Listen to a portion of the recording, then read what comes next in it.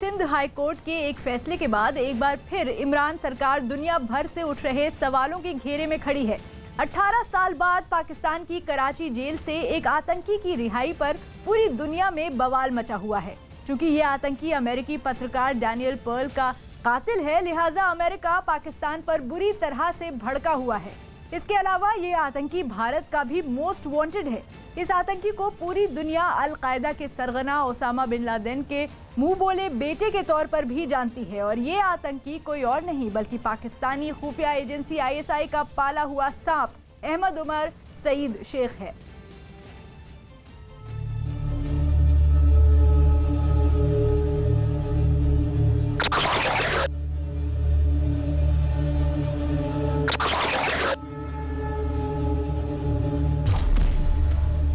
इमरान की साजिश बेनकाब।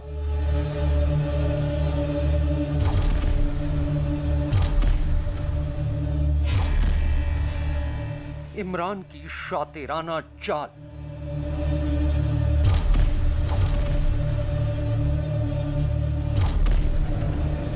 सईद को रिहाई का तोहफा।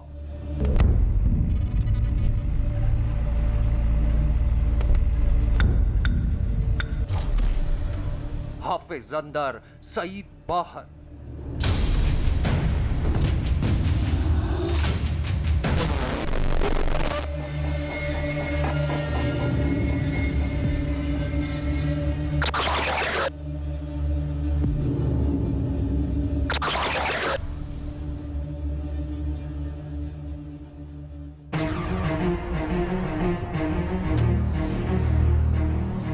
पाकिस्तान की सियासत और सियासतदान कट्टरपंथियों और आतंकियों के किस कदर मोहताज हैं, इसकी एक मिसाल खुद पाकिस्तान ने ही कायम की है। एक तरफ तो इमरान सरकार हाफिज सईद जैसे आतंकी सरगना को जेल भेजने का नाटक कर रही है, तो दूसरी तरफ अहमद उमर सईद शेख जैसे आतंकी को 18 साल बाद जेल से रिहाई का तोहफा दे रही है। ये वही अहमद उमर सईद शेख है जो अमेरिकी पत्रकार डैनियल पर्ल का कातिल है। हैरानी तो इस बात की है कि पाकिस्तान ने साल 2007 में अमेरिकी पत्रकार डैनियल पर्ल के कत्ल के मुख्य आरोपी अहमद उमर सईद शेख को फांसी की सजा सुनाई थी, लेकिन बावजूद इसके पाकिस्तान ने उसे 18 साल तक पाल कर रखा और अब 18 साल बाद उसे जेल से रिहाई का तोहफा दिया है।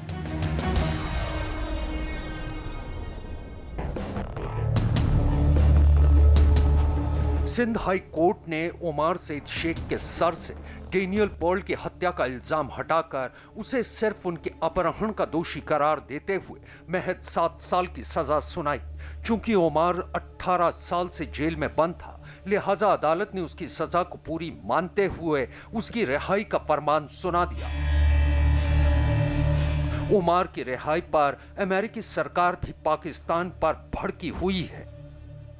इतना बड़ा डिसीजन बगैर सरकार की इशारे के संभव ही नहीं है।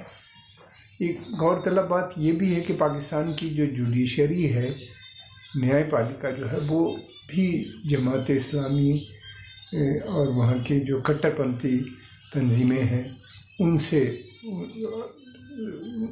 उनकी तरफ सिंपैथेटिक है। अधिकतर जजेस जो हैं वो इन्हीं जमातों से जुड़े हुए हैं। दरअसल साल 2002 में अमेरिकी पत्रकार डैनियल पर्ल की पाकिस्तान में अगवा करने के बाद हत्या कर दी गई थी। आतंकवादियों ने डैनियल पर्ल का सर कलम करने के बाद उनके कत्ल का वीडियो अमेरिका को भेजा था।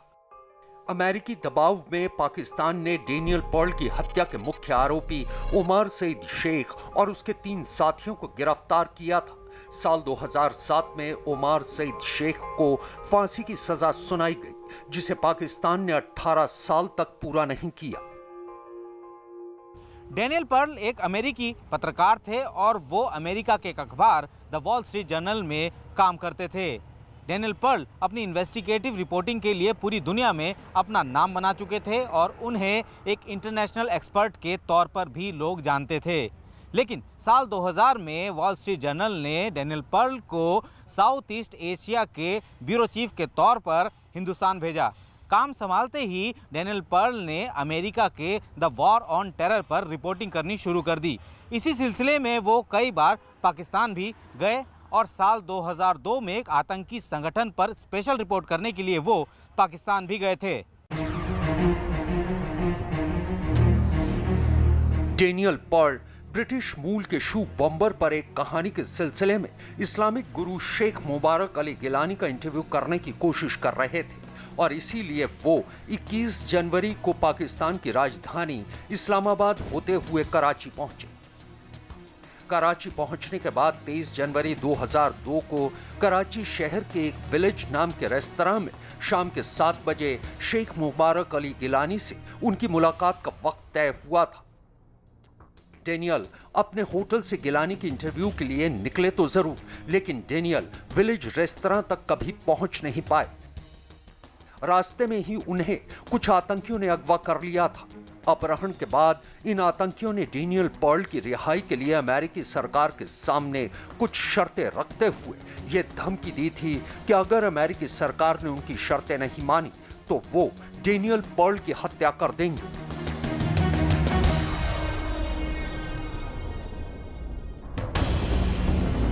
जैसे ही डेनियल पर्ल के अपहरण की खबर आम हुई, पूरे पाकिस्तान में हड़कंप मच गया।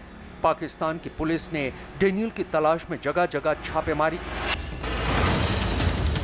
चूंकि डेनियल एक बड़े पत्रकार थे, लिहाजा अमेरिकी सरकार ने उनकी तलाश का जिम्मा FBI को सौंपा।